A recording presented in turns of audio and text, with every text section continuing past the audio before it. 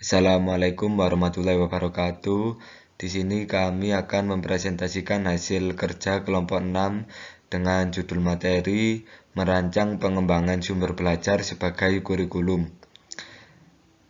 Perkenalkan, nama saya Safa Kevino. Saya akan memulai presentasi kelompok 6 untuk materi yang pertama.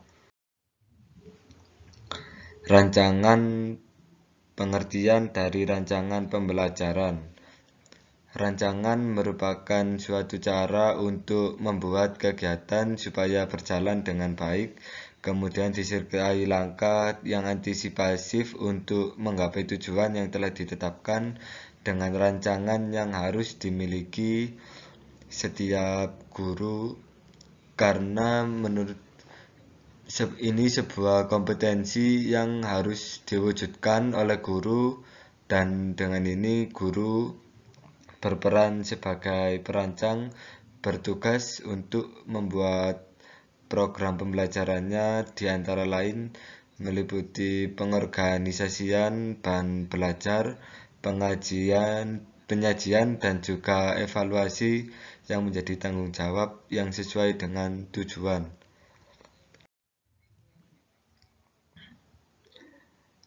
Teori rancangan menurut beberapa ahli.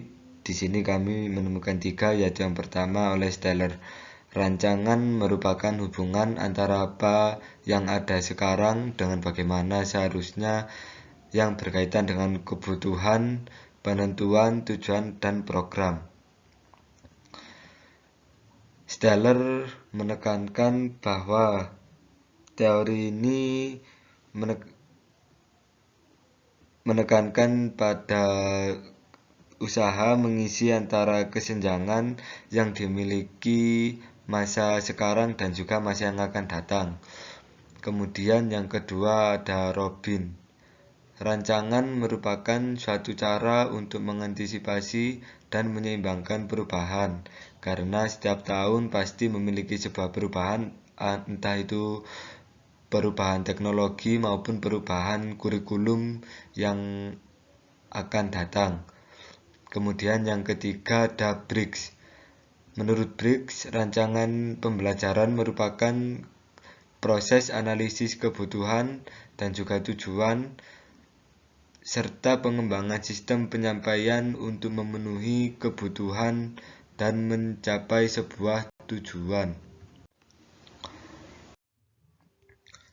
Kemudian menyusun rancangan untuk pengembangan media dan sumber pembelajaran.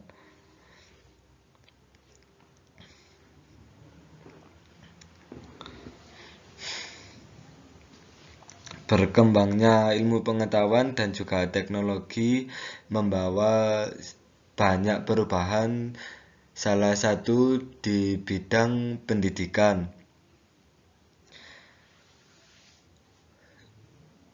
Supaya pendidikan tidak tertinggal dari perkembangan ilmu dan juga teknologi di masa ini, maka perlu adanya suatu penyesuaian dengan zaman yang sekarang ini.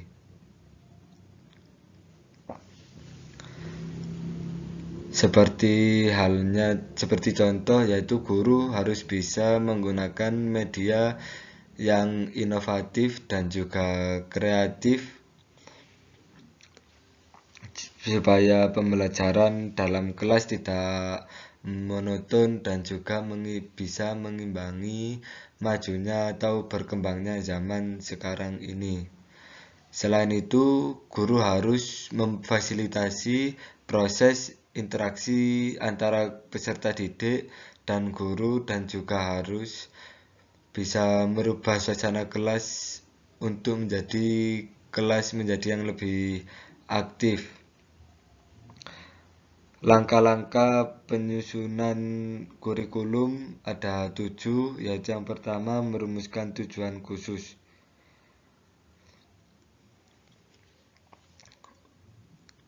Merumuskan tujuan khusus di sini dimaksudkan ialah guru harus sudah tujuan pembelajaran dan juga materi apa yang akan diberikan kepada para siswanya. Kemudian nomor 2, memilih pengalaman belajar. Bukan hanya sekedar menulis, berhitung, dan juga menghafal, namun belajar dari pengalaman merupakan suatu metode yang cukup efektif karena menurut saya belajar dari pengalaman akan membuat kita berpikir lebih dewasa ataupun kita akan berpikir tidak akan mengulangi hal yang sama seperti yang pernah kita lakukan. Nomor 3, menentukan kegiatan belajar mengajar. Menentukan kegiatan belajar mengajar untuk siswa dapat dirancang melalui pendekatan kelompok dan juga individual. Pendekatan kelompok dapat dilaksanakan di dalam maupun di luar kelas dan juga maksud saya baik diskusinya dengan kelompok besar maupun kelompok kecil, dan juga belajar secara individual ialah siswa dapat belajar secara mandiri tapi tetap dengan arahan dari rancangan yang telah diberikan oleh guru.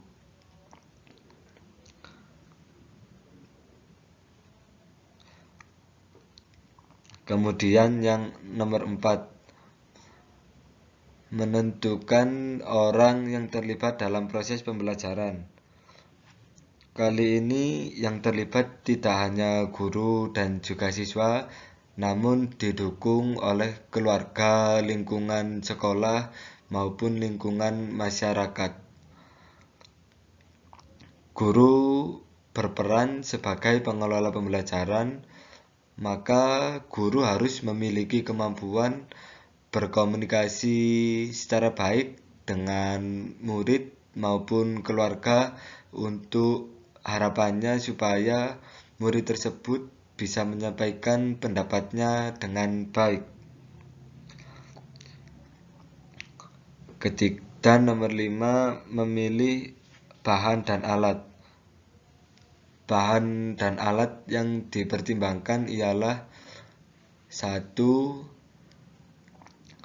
keberagaman kemampuan intelektual siswa, kemudian jumlah dan keberagaman tujuan pembelajaran yang harus dicapai, kemudian nomor 3, tipe media yang digunakan, bisa media elektronik ataupun media yang lain-lainnya, keempat, alternatif pengalaman belajar untuk mencapai tujuan pembelajaran, kelima, bahan dan media dapat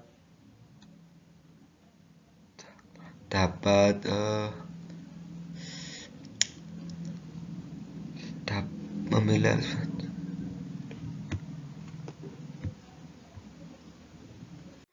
bahan dan juga media dapat dimanfaatkan dengan fasilitas yang tersedia.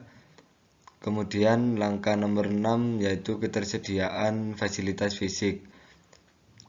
Fasilitas sangat berpengaruh pada keberhasilan proses belajar mengajar.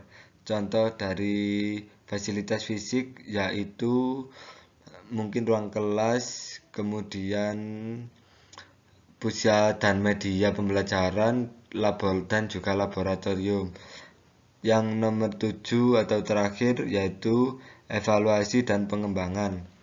Adanya evaluasi sangat penting bagi guru dan juga siswa karena dengan adanya evaluasi maka kita bisa mengerti, sebagai guru mengerti apa yang kurang dalam pola pembelajaran yang kita berikan kepada siswa sehingga bisa kita jadikan sebagai koreksi satu sama lain.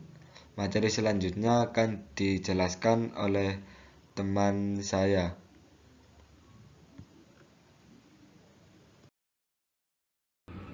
Baik, di sini saya akan melanjutkan penjelasan dari teman saya, yaitu pengembangan pengelolaan kurikulum dan model sumber belajar sebagai kurikulum. Inovasi kurikulum adalah cara baru dan kreatif dalam suatu instansi pendidikan seperti sekolah dengan penggunaan sumber-sumber belajar yang dimana sumber-sumber belajar itu diharapkan dapat meningkatkan hasil pembelajaran yang telah direncanakan. Kurikulum didasarkan pada asas-asas sebagai berikut. Yang pertama yaitu asas filosofis, yaitu asas yang menentukan tujuan pendidikan. Yang kedua ada asas sosiologis, yaitu asas yang memberikan dasar untuk menentukan apa yang akan dipelajari yang sesuai dengan kebutuhan peserta didik dan kebudayaan dan juga yang sesuai dengan pengembangan iptek. Yang ketiga ada asas organisatorik, yaitu asas yang memberikan dasar bagaimana bahan pembelajaran itu disusun dan bagaimana luas dan urutannya. Yang keempat ada asas psikologis, yaitu asas yang memberikan prinsip tentang perkembangan anak dalam berbagai aspek.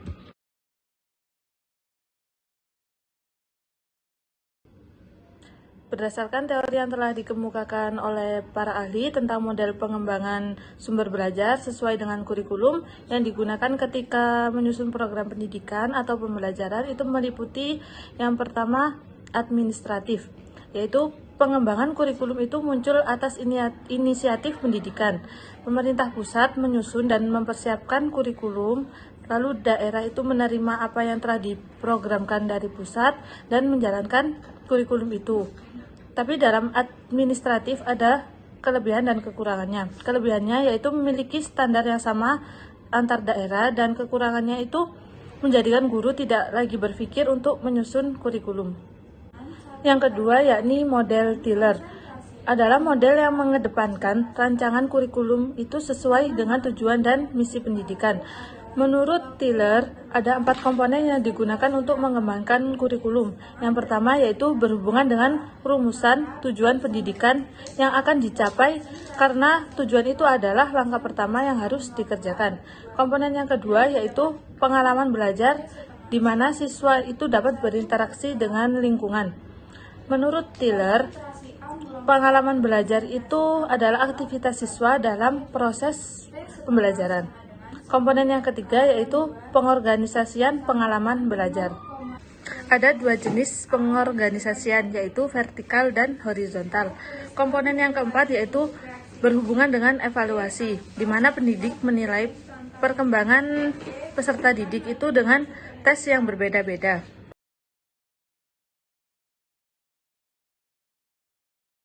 Yang ketiga yakni model Buchem. Dalam model ini mengemukakan ada 4 langkah dalam pengembangan kurikulum. Yang pertama yaitu menetapkan wilayah atau area yang akan melakukan perubahan kurikulum. Wilayah itu bisa di tingkat sekolah, kabupaten, provinsi, maupun tingkat nasional. Yang kedua, menetapkan pihak-pihak yang akan terlibat dalam proses pengembangan kurikulum. Yang ketiga, menetapkan prosedur yang akan ditempuh untuk merumuskan tujuan, memilih isi dan pengalaman belajar, dan juga menetapkan evaluasi. Yang keempat, implementasi kurikulum, yaitu menyiapkan secara matang hal-hal yang berpengaruh baik terhadap efektivitas penggunaan kurikulum seperti pemahaman guru, terus tentang kurikulum dan sarana prasarana yang tersedia. Yang keempat adalah model Dick dan Carey. Model ini mempunyai 10 langkah, di mana langkah-langkah itu sangat jelas maksudnya dan tujuannya, sehingga sangat cocok sebagai dasar untuk mempelajari model untuk media pembelajaran bagi perancang pemula. Langkah-langkahnya adalah yang pertama, identifikasi kebutuhan dan menentukan tujuan umum, yaitu menentukan kebutuhan yang diinginkan agar siswa dapat melakukannya setelah menyelesaikan pembelajaran serta tujuan umum yang akan dicapai.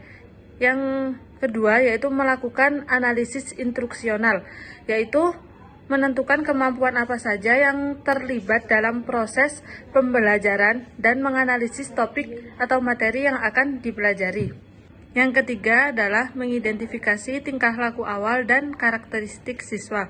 Yang keempat adalah merumuskan tujuan kinerja atau tujuan pembelajaran berdasarkan analisis pernyataan tingkah laku siswa yang kemudian dirumuskan tentang apa yang harus dilakukan siswa setelah pembelajaran.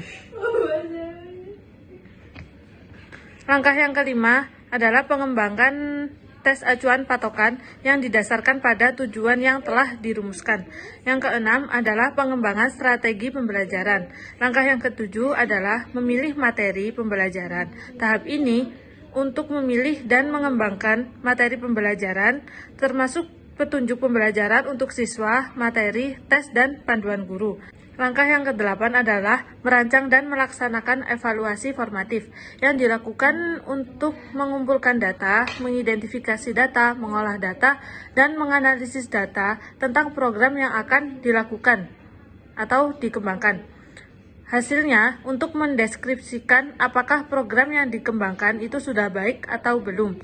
Jika belum, harus direvisi kembali, dan jika sudah baik, harus dipertahankan. Tahap yang ke-9 adalah merancang dan melaksanakan evaluasi sumatif. Tahap ini merupakan tahap lanjutan untuk melihat kebergunaan program setelah diterapkan. Langkah yang terakhir atau langkah yang ke-10 yaitu revisi pembelajaran. Tahap ini untuk mengulangi siklus pengembangan perangkat sistem pembelajaran. Dari model di atas, rancangan model yang sudah dirancang oleh guru sudah mengalami perubahan seiring dengan perubahan kurikulum yang ada. Penjelasan yang selanjutnya akan dijelaskan oleh teman saya. Perkenalkan, nama saya Intan Permatasari dengan NIM 11014142. Di sini saya akan melanjutkan penjelasan dari Mbak Salsa, yaitu rancangan dan ruang lingkup kurikulum. Kurikulum adalah dokumen yang berisi banyak unsur, di mana kurikulum adalah rancangan pembelajaran peserta didik selama berada di sekolah. Evaluasi kurikulum dapat dilihat dari dokumen yang berkualitas dalam faktor penilaian akhir dan juga dapat dilihat seberapa jauh kurikulum itu dilaksanakan. Dan kurikulum juga mengacu pada dokumentasi tertulis yang mengarahkan kita kepada lingkungan pendidikan serta membentuk kelas yang aktif. Setiap pendidikan pasti sudah merancang kurikulum apa yang akan digunakan dan kurikulum bagaimana model yang akan digunakan. Ruang lingkup kurikulum terbagi menjadi 3. Yang pertama tujuan, yang kedua materi, dan yang ketiga adalah metode. Tujuan. Menurut Undang-Undang Nomor 20 Tahun 2003 dikemukakan bahwa kurikulum adalah rancangan pembelajaran yang memuat isi, bahan pembelajaran, serta cara yang akan digunakan agar peserta didik mencapai tujuan. Tujuan umum kurikulum khususnya pada jenjang SD ataupun MI yaitu membentuk peserta didik yang cakap, kreatif, inovatif, toleran, serta bertanggung jawab. Adanya kurikulum sebagai arahan atau pedoman yang sudah dirancang oleh para pendidik dan pendidik harus melaksanakannya untuk mendukung peserta didik mencapai tujuan kemampuannya.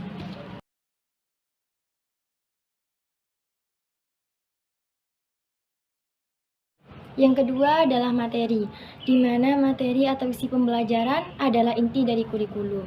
Sebelum pendidik memaparkan materi kepada peserta didik, pastinya mereka sudah merancang pembelajaran apa, materi apa yang akan kita pelajari. Yang ketiga adalah metode, di mana setiap guru sudah mempunyai beragam macam metode untuk mempermudah peserta didik memahami materi yang akan dipaparkan. Seperti metode ceramah, metode kooperatif, metode tanya jawab, dan metode games learning. Metode ceramah adalah metode di mana guru memaparkan materi sedangkan murid hanya mendengarkan saja. Dan yang kedua ada metode kooperatif.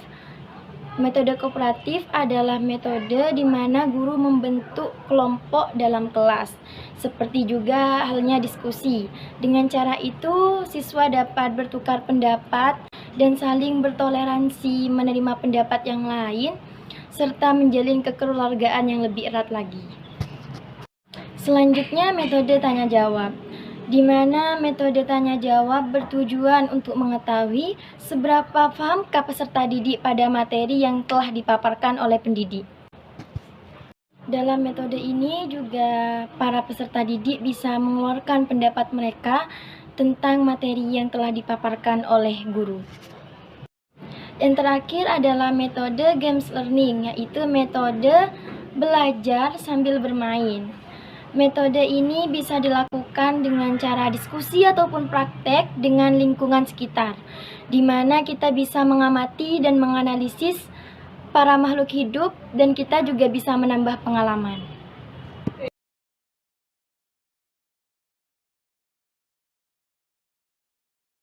Selanjutnya adalah kegiatan belajar. Kegiatan belajar juga termasuk inti dari kurikulum. Karena kurikulum sangat berpengaruh pada pengalaman belajar dan pendidikan. Pengalaman belajar tidak hanya mencangkup sebuah materi, tetapi juga membentuk pemahaman, pengetahuan, dan pengalaman. Aktivitas di sekolah pada dasarnya seperti membaca, mendengarkan, dan menjawab pertanyaan dari pendidik. Dan sebagian peserta didik pasti merasa bosan ataupun mengantuk. Maka dari itu, adanya sumber dan media pembelajaran untuk dimanfaatkan oleh pendidik. Bagaimana cara kita menarik perhatian peserta didik dan mendukung mereka untuk mempermudah memahami materi yang dipaparkan dengan cepat. Kurikulum sebagai program studi. Isi pelajaran dalam program studi dianggap kurikulum. Program studi apa yang akan digunakan, mata pelajaran apa yang akan kita pilih. Kurikulum hanya sebagai data atau informasi dalam bentuk buku bimbingan atau panduan dalam rancangan pembelajaran. Kurikulum sebagai pengalaman belajar yang direncanakan. Kurikulum adalah alat yang digunakan sekolah untuk menyiapkan peserta didik dalam memiliki pengalaman belajar. Adanya sekolah itu untuk mendidik dan mengembangkan peserta didik mencapai targetnya. Perkembangan ini didukung oleh pengalaman yang dimiliki oleh peserta didik serta dukungan dan arahan dari sekolah. Contohnya, ketika seorang guru menyuruh muridnya untuk membaca buku di perpus, ketika itu seorang murid mendapatkan berbagai macam pengetahuan dan juga sekaligus mendapatkan pengalaman. Itu yang dinamakan pengalaman belajar yang direncanakan. Kurikulum sebagai rencana tertulis dan tindakan. Pastinya setiap sekolah sudah merencanakan kurikulum apa yang akan digunakan. Dan tindakan adalah tanggung jawab dari setiap pendidik. Pendidikan adalah interaksi antara belajar, mengajar, pengajaran, dan sistem kurikulum. Mengajar adalah tugas dari seorang guru yang bersifat individual. Belajar adalah tindakan peserta didik yang dipandang sebagai tugas oleh para penguji ataupun pendidik. Pengajaran adalah gabungan antara tindakan belajar mengajar yang bersifat formal. Sedangkan sistem kurikulum adalah tumpuan bagi para pendidik.